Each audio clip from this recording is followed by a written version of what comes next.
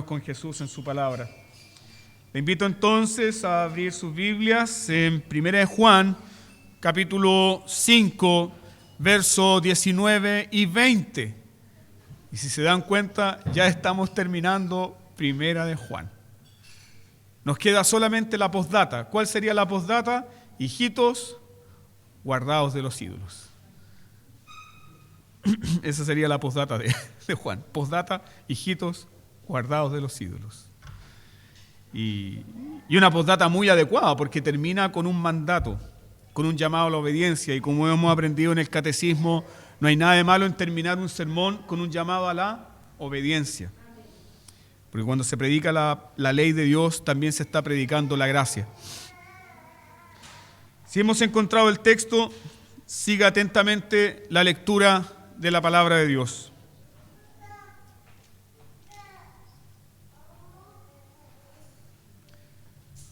Sabemos que somos de Dios y el mundo entero está bajo el maligno. Pero sabemos que el Hijo de Dios ha venido y nos ha dado entendimiento para conocer al que es verdadero. Y estamos en el verdadero, en su Hijo Jesucristo. Este es el verdadero Dios y la vida eterna. Amén. Estas declaraciones tan seguras, dogmáticas, estas declaraciones son un resumen y un recordatorio de lo importante que son las afirmaciones o las certezas. Son un recordatorio de lo importante que son las afirmaciones, las certezas para la iglesia. La iglesia no vive por un quizás. La iglesia no camina por un tal vez. No, la iglesia del Señor tiene certeza. La iglesia del Señor Jesucristo puede decir juntamente con Pablo, yo sé a quién he creído. Y Juan nos dice que solo los creyentes verdaderos tienen esta certeza. Solo los creyentes que conocen a Dios pueden afirmar, ¿qué cosa? Sabemos. Fíjense muy bien ahí que Juan ocupa este plural bendito. Sabemos. Juan no dice, yo sé, y ustedes, bueno, sepan moya. No. Juan dice, sabemos. Sabemos. Eso nos recuerda entonces a lo largo de toda la carta que solo los verdaderos creyentes conocen a Dios y pueden afirmar, sabemos. Pero quien tiene un entendimiento defectuoso del carácter de Dios, no puede afirmar esto. La persona que tiene un entendimiento defectuoso del ser de Dios, del carácter de Dios, de los atributos de Dios, esa persona no tiene seguridad, no tiene certeza. Pero recuerden que a lo largo de toda la carta, Juan nos ha enseñado muy bien quién es Dios y quiénes somos nosotros. Por lo tanto, esta palabra es para ti. Y debes apropiarte de esta palabra y juntamente con Juan decir, sabemos. Yo lo sé, sabemos. Pero aquel que no tiene esta seguridad y aquella persona que tiene un entendimiento defectuoso de Dios no puede asegurar nada. Y este fue el caso de Erasmo de Rotterdam, el humanista del siglo XVI, simpatizante de la Reforma Protestante. Erasmo de Rotterdam rechazó rotundamente las afirmaciones categóricas de Martín Lutero. Afirmaciones tan categóricas como somos justificados solamente por la fe en Jesús. Afirmaciones tan categóricas como, por ejemplo, que el hombre es un esclavo de su voluntad. Afirmaciones tan categóricas como, por ejemplo, que el hombre es un esclavo de su voluntad y que no puede venir a Dios libremente. Entonces, Erasmo escribió un libro para defender la libertad de la voluntad del hombre. Justamente para enseñar que el hombre era libre de venir a Dios cuando el hombre así lo quiera. Y cuando Lutero, y nosotros hemos meditado esto, que cuando Lutero supo, ustedes ya se pueden imaginar cuál fue la reacción de Lutero. Él tenía un carácter bien especial. Cuando Lutero se enteró de esto, él escribió: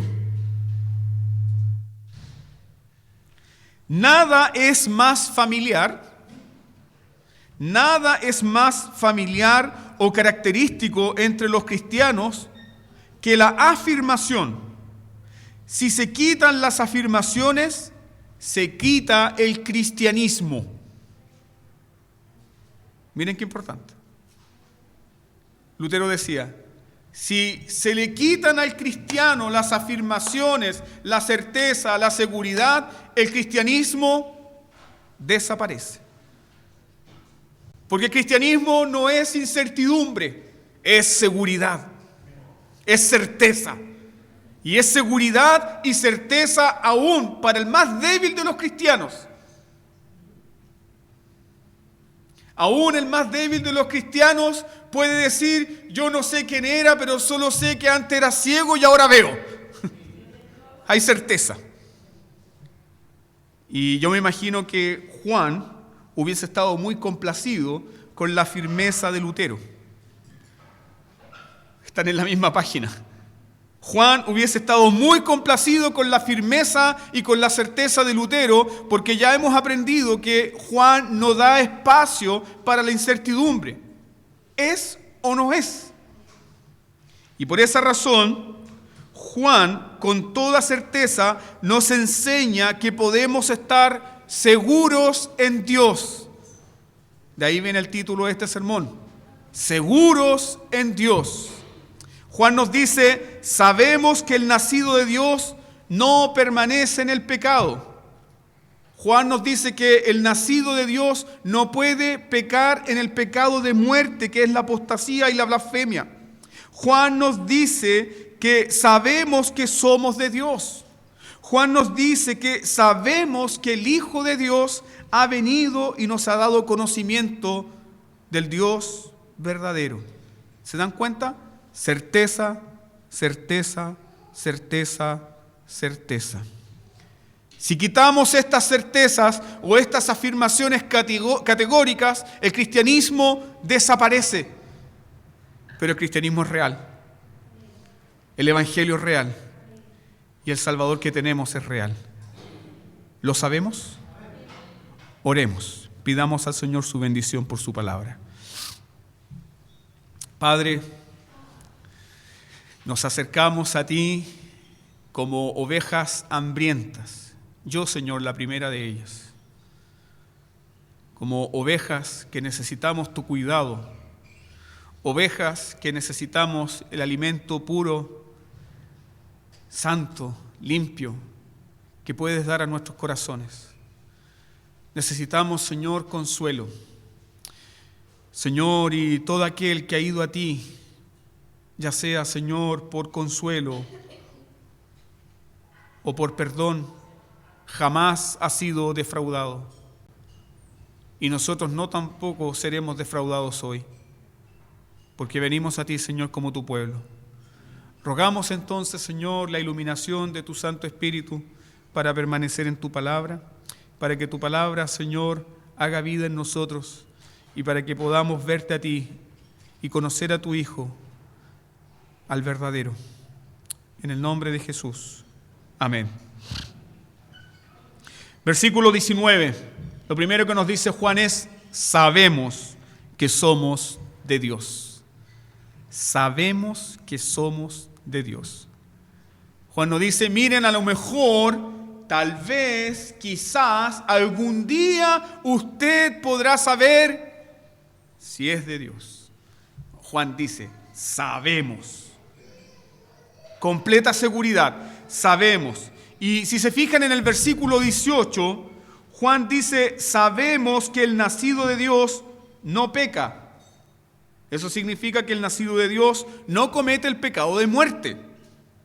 Pero, ¿qué ocurre aquí en el versículo 19? Versículo 18 dice, sabemos que el nacido de Dios no peca. Pero aquí en el versículo 19, Juan se incluye en el grupo de los que tienen profunda certeza. ¿Por qué? Porque Juan dice, sabemos que somos de Dios. ¿Cuánto consuelo hay aquí, queridos hermanos, para todos nosotros? Porque la misma certeza del apóstol Juan es también nuestra certeza. No hay un cristianismo 2.0 para Juan y un cristianismo 1.0 para el cristiano común y corriente. Eso significa que el evangelio es eficaz, es vivo, da seguridad, da certeza hasta el cristiano común y corriente. El cristiano común y corriente puede tener la misma seguridad del apóstol. Sabemos. Ahora, si hemos seguido toda esta serie, ¿cómo podemos estar seguros de esto? ¿Cómo el cristiano puede estar seguro de que pertenece a Dios? ¿Cómo el cristiano puede estar seguro de que es de Dios y no del maligno? ¿Cómo tú puedes tener esta seguridad? Juan nos ha enseñado que el cristiano sabe que pertenece a Dios no por mera presunción. El cristianismo no es especulación, el cristianismo no es mera presunción, ni tampoco el cristianismo es mera credulidad. El cristianismo es certeza. Y Juan puede decir que todo cristiano puede afirmar, yo sé que soy de Dios, sabemos que pertenecemos a Dios, no por presunción, no por mera credulidad, sino por las evidencias. ¿Cuáles evidencias?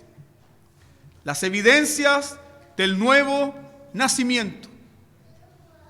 Recuerden que esa es la forma en que Juan le enseña a la iglesia a tener verdadera seguridad. La verdadera seguridad viene por observar las evidencias de tu nuevo nacimiento. Y ahí el cristiano puede tener verdadera seguridad. El cristiano entonces ve las evidencias de su nuevo nacimiento. El cristiano se autoexamina. Y en ese autoexamen el cristiano puede decir, antes yo no amaba a Dios, antes yo lo odiaba, ahora lo amo. Antes para mí el pecado era beberlo como agua, ahora lloro por el pecado, ahora mortifico mi pecado, ahora cuando peco me pesa. Esas son las evidencias que busca el cristiano en su propio corazón. El cristiano es aquel que se aplica las pruebas de ortodoxia, ortopraxis y ortopatía, que son estas cosas, lo vimos en el primer sermón. ¿Qué es la ortodoxia? El conocimiento correcto, la doctrina correcta.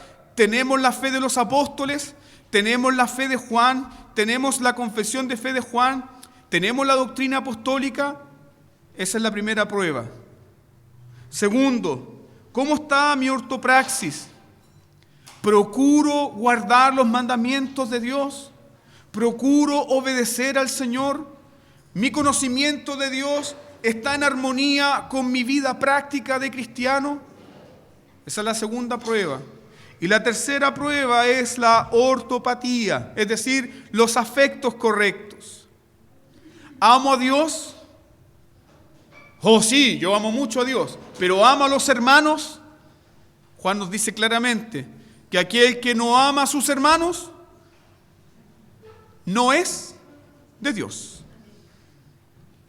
Entonces no basta simplemente con tener conocimiento correcto, no basta simplemente con tener una conducta correcta, debe estar también los afectos correctos. ¿Amo a Dios? ¿Amo a mis hermanos? Entonces cuando paso esos 3 exámenes puedo decir, yo sé que he nacido de nuevo. Yo sé que soy de Dios.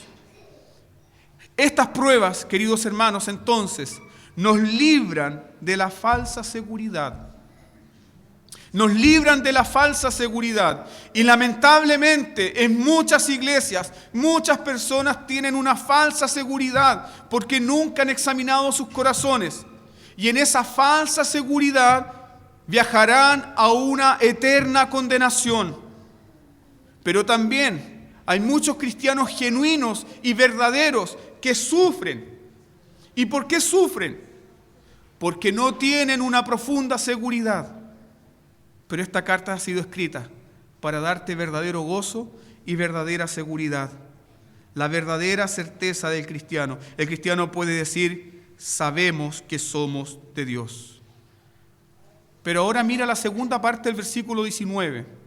Esta certeza, esta seguridad, ¿se extiende a todos los seres humanos?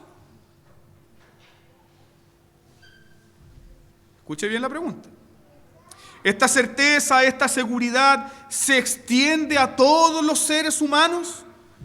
No, porque la segunda parte del versículo 19 nos dice, y el mundo entero está bajo ¿quién? Bajo el maligno. Entonces, esta seguridad no se extiende a todos. Porque Juan inmediatamente nos dice, y el mundo entero está bajo el maligno. Y la palabra bajo el maligno ahí está traducida literalmente del griego como aquellos que yacen. Aquellos que yacen o aquellos que están adormecidos por Satanás o aquellos que están entretenidos por el diablo. Quienes no pertenecen a Dios entonces están bajo el dominio ¿de quién? Bajo el dominio del maligno. Quienes no pertenecen a Dios están bajo el dominio del maligno. Quienes no pertenecen a Dios están adormecidos por Satanás. Ahora, aquí es importante hacer una distinción. ¿Cuál es la distinción? Por eso que con Juan hay que tener mucha atención, porque Juan va repitiendo y a veces la repetición añade, quita, varía, cambia. Recuerden que Juan es un viejito que está predicando. Entonces hay que ponerle atención. Aquí es importante hacer la distinción. ¿Por qué?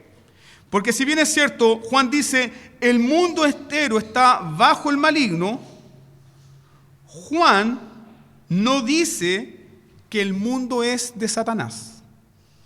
Note esa distinción importante. Juan dice claramente que el mundo entero está bajo el maligno, pero en ningún momento Juan dice que el mundo entero le pertenece a Satanás o que el mundo es de Satanás. ¿Por qué? Y ahí podemos recordar nosotros Salmo 24:1. De Jehová es la tierra y su plenitud, el mundo y los que en él habitan. ¿Quién es el Señor de la gloria? ¿Quién tiene el control y dominio de todo? Nuestro Dios. Entonces, ¿a qué se refiere Juan con esto de que los que están en el mundo o los que están del mundo están bajo su dominio?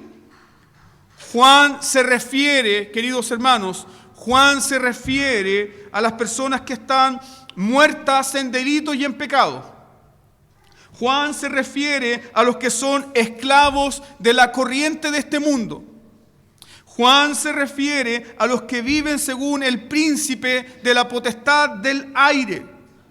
Juan se refiere a aquellos que son esclavos de la naturaleza pecaminosa. Juan se refiere a los hijos de ira por naturaleza.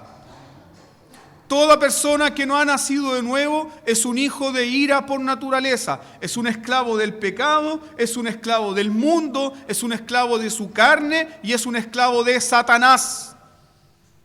De esas personas está hablando Juan. Y aquí nosotros, y me pasó a mí cuando estaba estudiando el texto, podemos preguntarnos, ¿y qué sucede entonces con los hijos del pacto? ¿Están en el limbo? ¿Están en una nebulosa indescifrable? ¿Qué sucede entonces con los hijos del pacto que aún no tienen un testimonio de salvación. ¿Qué sucede con ellos? Bueno, la Biblia es clara. ¿Le pertenecen a Satanás? ¿Qué dice su Biblia? Herencia de Jehová son los hijos. ¿Y por qué Dios dice que nuestros hijos son su herencia? Porque son hijos del pacto. Porque Dios los reclama como suyos. Puede que tu hijo no esté aquí en esta mañana, pero Dios sigue reclamándolo como suyo porque son hijos del pacto. Nunca perdamos esa distinción. Los hijos del pacto no son hijos paganos. Siguen siendo hijos del pacto. Dios los reclama como suyos. Dios los reclama como su herencia y su propiedad. Y es por esa razón que nosotros, en obediencia a Dios, ¿qué hacemos? Le aplicamos la señal del pacto. ¿Por qué? Porque estamos reconociendo el derecho que Dios tiene sobre nuestros hijos. Dios dice que son suyos, Dios dice que le pertenecen. Y ahí podemos entender entonces, amados hermanos, que los hijos del pacto están de una manera apartados, distinguidos para Dios. Es la palabra de Dios, lo enseña claramente así. Pero ¿qué entonces deben hacer los hijos del pacto? Los hijos del pacto deben creer. Los hijos del pacto deben confesar al Dios de sus padres. Los hijos del pacto deben reconocer a Jesús como su Señor y como su Salvador. Y en eso nosotros debemos ser muy fieles. Siempre predicar el Evangelio, siempre enseñar a Jesús como Señor y Salvador. Dios no te mandó a transformar el corazón de tu hijo. Nunca lo harás. Pero el Espíritu Santo sí. Él transforma los corazones. Debemos ser fieles al pacto. Y ahí podemos entender cuán preciosa es la teología del pacto. Cuánta esperanza y cuánto consuelo nos da. Y cómo Dios hace distinción entre los que son su pueblo y los que no son su pueblo. Entonces el cristiano nace de Dios. Eso es lo que nos dice Juan. El cristiano nace de Dios. El cristiano sabe que pertenece a Dios. El cristiano sabe que es guardado por el poder de Dios. Y ahora viene una pregunta práctica. Si tú sabes que eres guardado por Dios, si tú sabes que le perteneces a Dios, si tú sabes que eres de la familia de Dios, ¿puedes reclamar todas las promesas hechas a la familia de Dios? Sí. Y esas promesas, ¿a quién incluye? Tus hijos. Amén. Incluye a tus hijos. Los incluye. El cristiano no está bajo el maligno. El cristiano no está bajo el maligno ni está bajo el dominio del maligno. El cristiano está guardado en Cristo, en Dios. Y aún el cristiano más nuevo en la fe puede vencer al maligno, ¿no? ¿Sí o no? Sí, Juan ya lo enseñó. Y ahí nos vamos recordando lo que Juan ya ha dicho. El mundo entero está bajo el maligno, pero los cristianos no están bajo el maligno. ¿Por qué? Porque aún los creyentes más inmaduros en su fe pueden vencer al maligno. Mira, por favor, Juan capítulo 2, primera de Juan capítulo 2, versículo 13 y 14. Les escribo a vosotros, jóvenes. Les escribo a vosotros, jóvenes, porque habéis vencido al maligno. ¿El cristiano está bajo el poder del maligno? No. Por lo tanto, ¿el cristiano puede vencer al maligno? Sí, amén, 1000 veces amén. Sí. Entonces, pastor, no le puedo echar la culpa al diablo. No, pues hermano, es su carne, es su pecado. Tiene que mortificar su pecado, tiene que luchar contra su carne.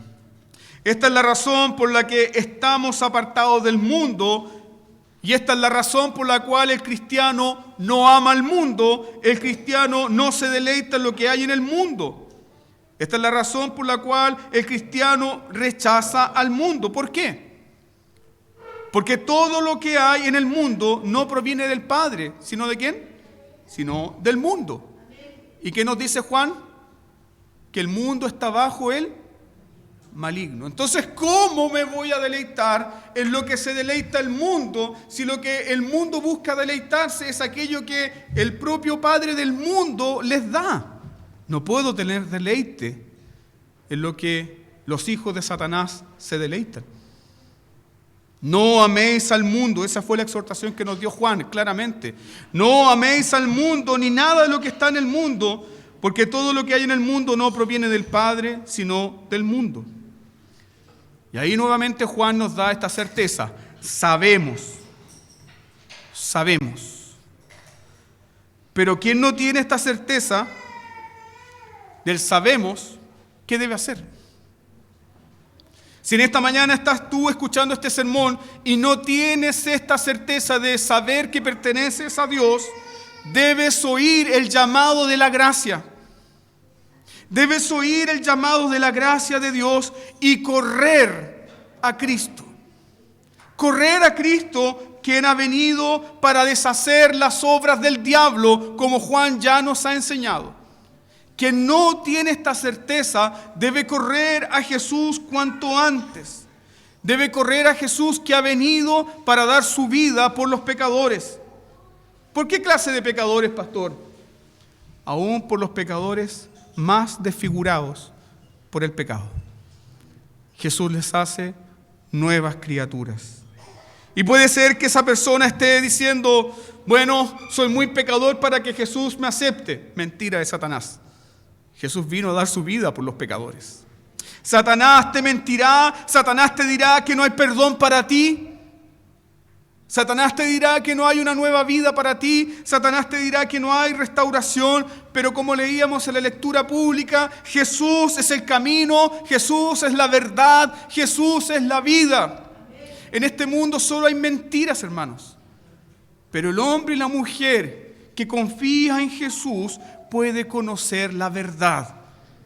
Y la verdad no es algo que está flotando en el universo. La verdad es una persona. Cristo es la verdad.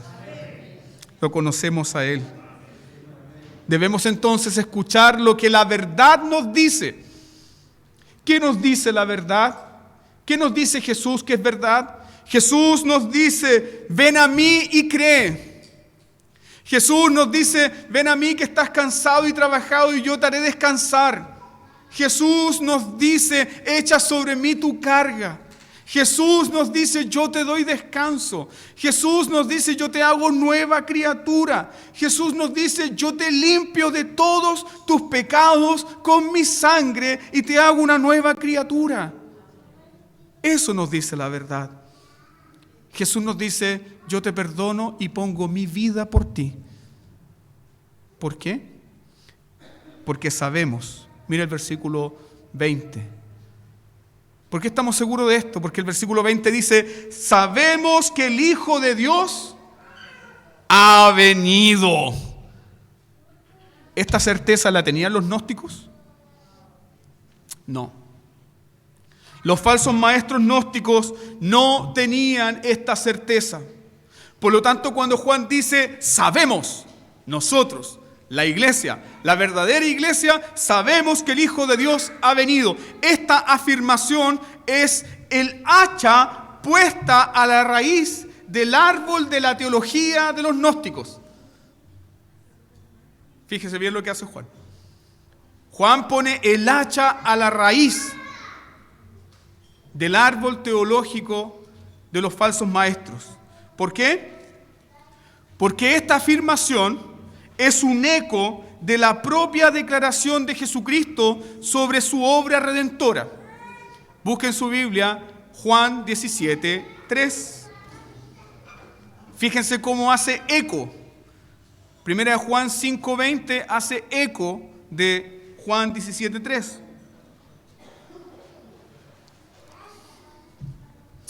Juan 17:3 nos dice, y esta es la vida eterna. que te conozcan a ti, el único Dios verdadero, y a Jesucristo, a quien has enviado. Y por eso Juan, con todos los santos, puede decir, sabemos, lo sabemos. ¿Qué es lo que sabemos? Sabemos que Dios vino, sabemos que Dios ha enviado a su Hijo, y sabemos que su Hijo revela al Padre. Lo sabemos. Sabemos que Dios ha venido, sabemos que su Hijo ha venido. Este versículo, queridos hermanos, es el corazón del cristianismo. ¿Por qué es el corazón del cristianismo? Porque el cristianismo es una religión que no tiene comparación en este mundo. Porque el cristianismo nos enseña que el hombre solamente puede ser salvado por Dios. Y el cristianismo nos enseña que Dios tuvo que venir ¿en quién? En su Hijo Jesucristo. Viene a mi memoria un antiguo corito que cantaban los niños pequeños. Ninguna religión puede cambiar tu ser. La sangre de Jesús solo lo puede hacer. Eso es el cristianismo. Ninguna religión de este mundo, ninguna religión humana, ninguna religión inventada por los hombres trae un cambio genuino, trae vida, trae esperanza.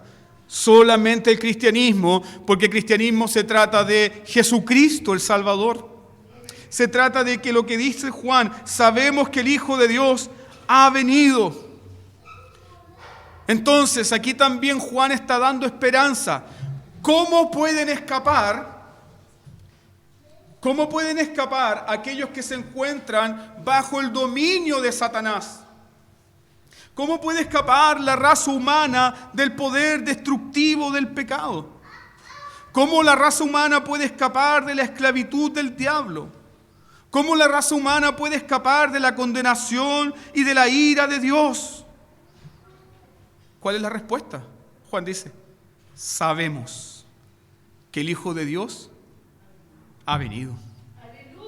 El Hijo de Dios ha venido. Los falsos maestros negaron que Jesús fuera el Hijo de Dios venido por agua y sangre. ¿Ya recuerdan ese pasaje cuando lo estudiamos? Pero el agua y la sangre dan testimonio ¿de qué? De que Jesús era el verdadero Hijo de Dios. Y cuando Juan se refiere a agua y sangre, se refiere al hecho público de su bautismo y a lo que ocurrió en la cruz del Calvario. Porque el Hijo fue bautizado verdaderamente y todo ojo le vio y su sangre fue derramada también ante todo ojo. Él vino, el Hijo ha venido. Y aquí como iglesia, con temor y temblor, nos podemos preguntar, ¿por qué el Hijo tuvo que venir? ¿Por qué el Hijo de Dios tuvo que venir? ¿Por qué tuvo que tomar naturaleza humana? ¿Por qué el bendito Hijo de Dios tuvo que tomar naturaleza humana, nacer en la miseria, vivir en una condición pobre, crecer entre pecadores, crecer en un mundo corrompido, servir a seres humanos deformados por el pecado? ¿Por qué el Hijo de Dios tuvo que hacer eso? ¿Por qué el Hijo de Dios tuvo que morir la muerte maldita en la cruz? ¿Por qué? ¿Por qué? ¿Por qué?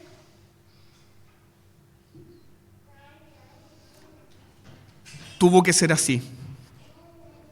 Tuvo que venir. Escuche bien. Porque solo Dios nos puede salvar de la ira de Dios. ¿Por qué tuvo que venir el Hijo de Dios? Porque solo Dios nos puede salvar de la ira de Dios. ¿Quién te salva? Dios. Dios es el Salvador. ¿Cómo lo hizo Dios? Dios de los cielos envió a su Hijo. ¿Por qué tuvo que venir? Porque solo Dios puede revelar al Dios verdadero. Porque solo Dios puede revelar al Dios verdadero. ¿Por qué tuvo que venir el Hijo?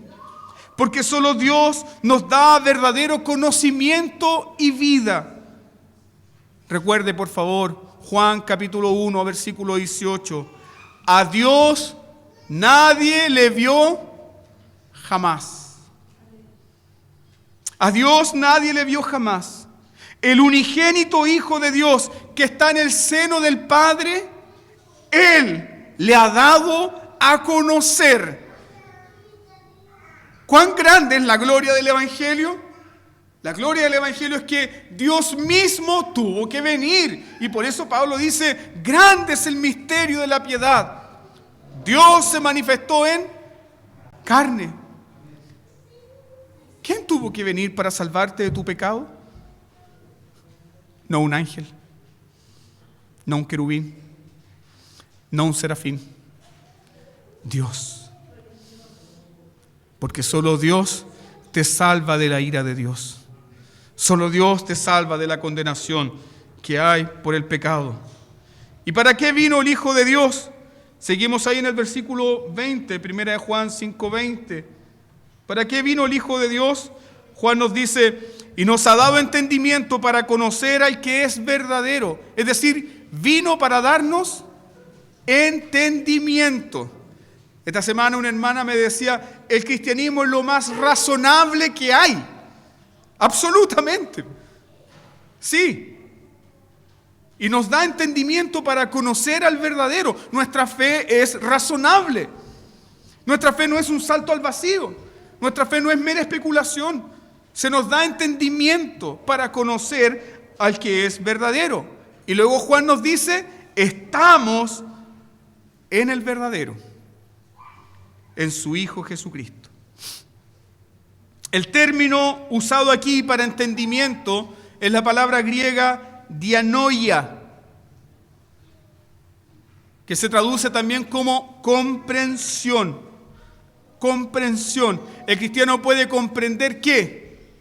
Que ha nacido de nuevo. El cristiano puede comprender ¿qué? Que verdaderamente Jesús ha venido. El cristiano puede comprender que no solamente Jesús vino, sino que también puede comprender que ha recibido vida. Y el cristiano también puede comprender que tiene comunión con el Dios vivo. Es una fe comprensible. Ahora, esta palabra, darnos entendimiento, aparece solamente en los escritos de Juan.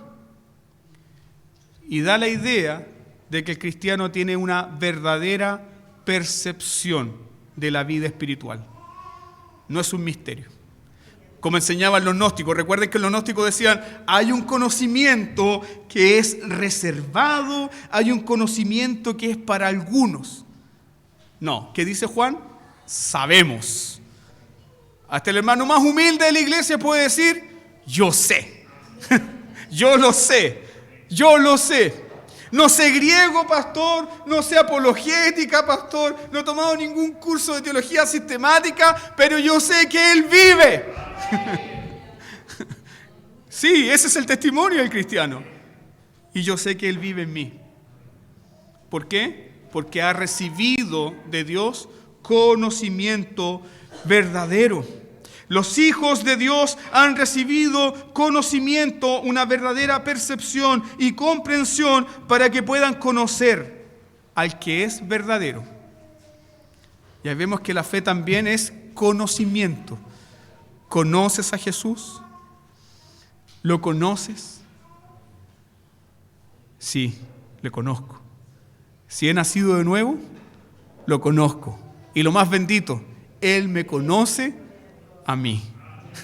Él me conoce a mí. Ahora, escuche bien aquí lo que dice Juan, porque es muy interesante la distinción.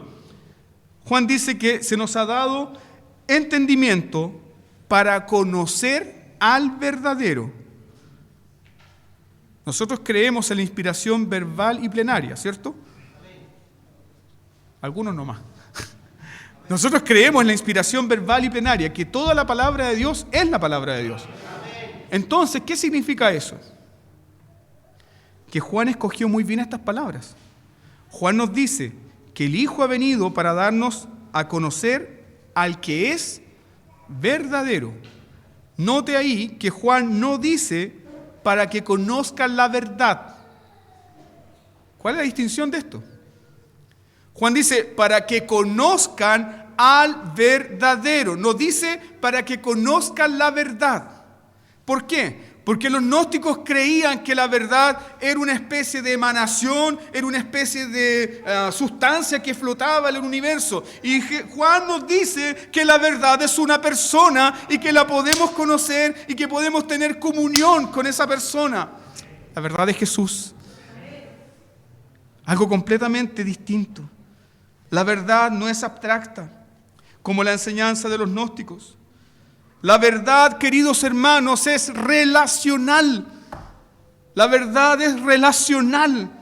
Te relacionas con el verdadero y Él da verdad a tu mente. Él da verdad a tu corazón. Te sustenta con las palabras de su verdad y las palabras de su verdad echan abajo las mentiras de tu corazón, echan abajo las mentiras del mundo y echan abajo las mentiras de Satanás. Qué bendito evangelio. Qué bendito Cristo. La verdad es Cristo. Yo soy el camino, la verdad y la vida. Los maestros gnósticos hablaban entonces de un conocimiento secreto fuera de Cristo. Pero ¿qué nos enseña Juan? Que todo verdadero conocimiento, ¿dónde está y a través de quién está? Está en Cristo Jesús. Está en Cristo Jesús. Ese es el conocimiento salvífico. Ese es el conocimiento que nos da la vida eterna. Ahora, no solamente se nos ha dado conocimiento para conocer al verdadero. Juan dice, escuche bien esto, estamos. ¿Dónde estás tú?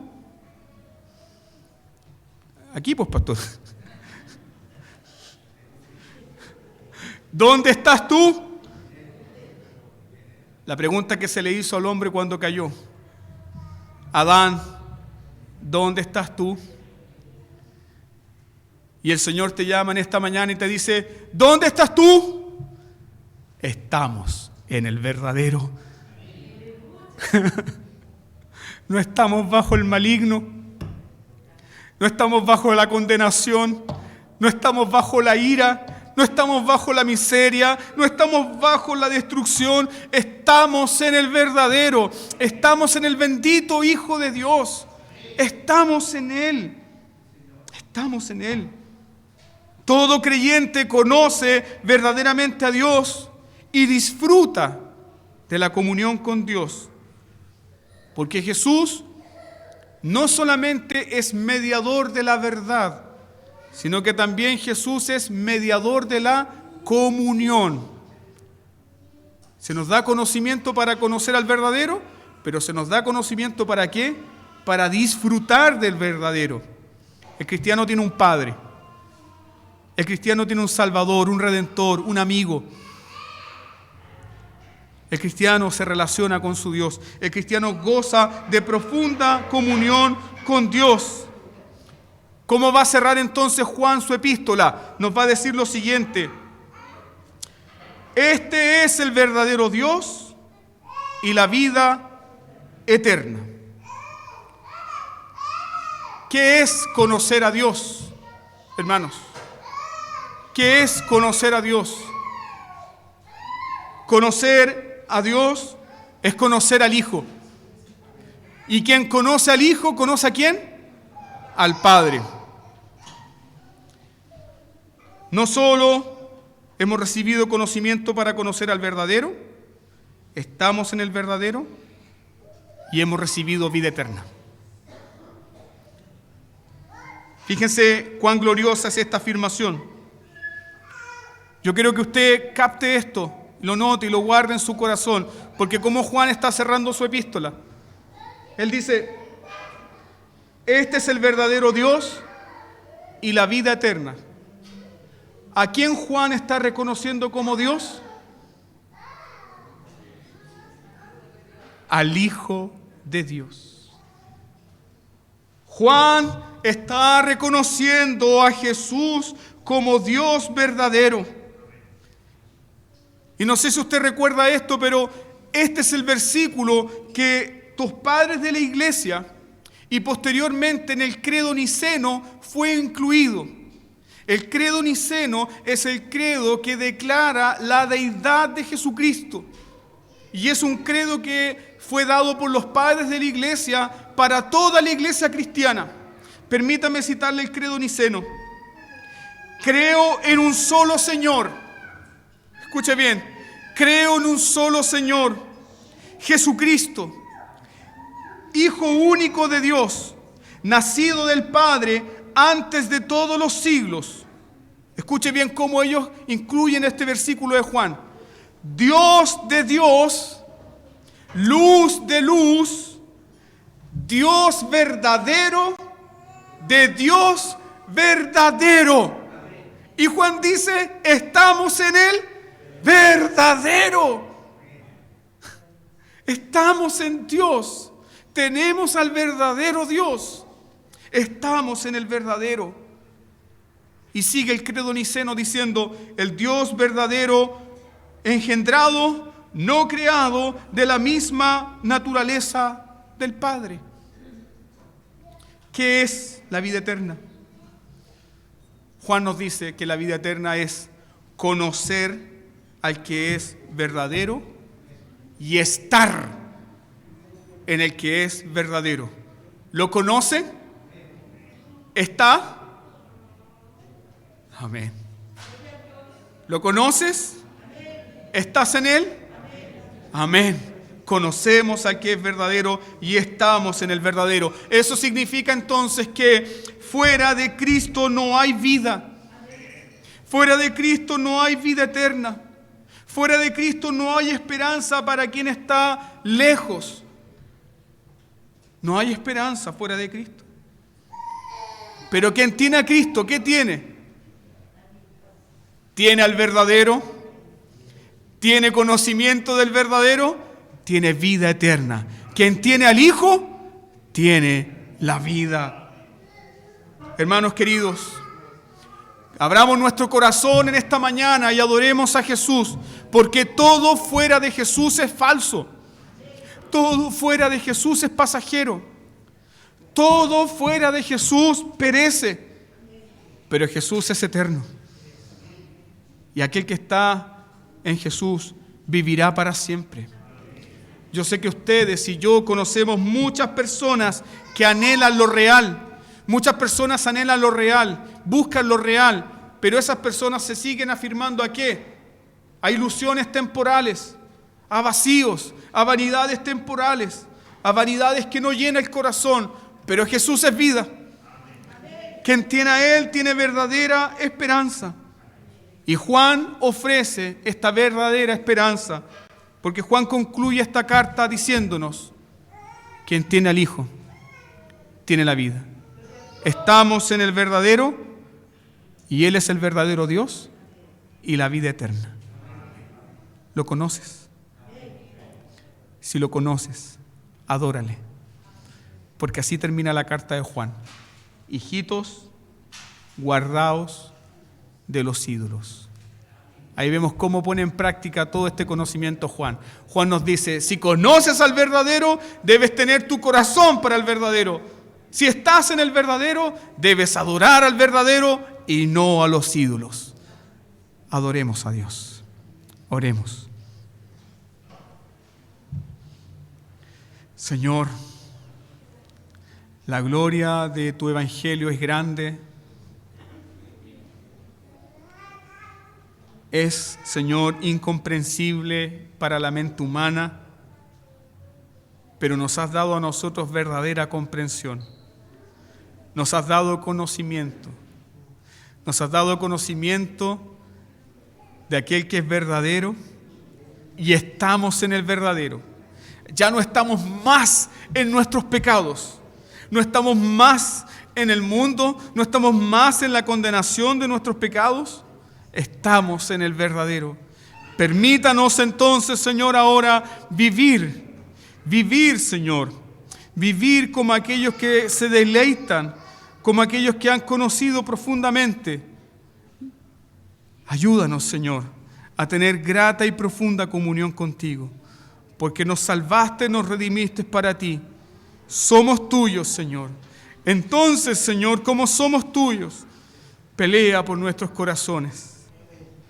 Derrota a nuestros enemigos.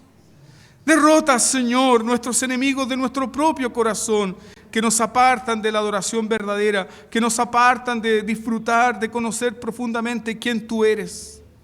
Gracias, Señor, por la certeza que hemos recibido a lo largo de toda esta carta. Sabemos que el Hijo de Dios no comete el pecado de muerte. Sabemos que tú has venido. Sabemos, Señor, que somos tuyos. Sabemos, Señor, que tú eres el verdadero Dios y la vida eterna. Gracias, Padre, por tu palabra. En Jesús, nuestro Señor y Salvador. Amén. Amén. Recibimos, amados hermanos,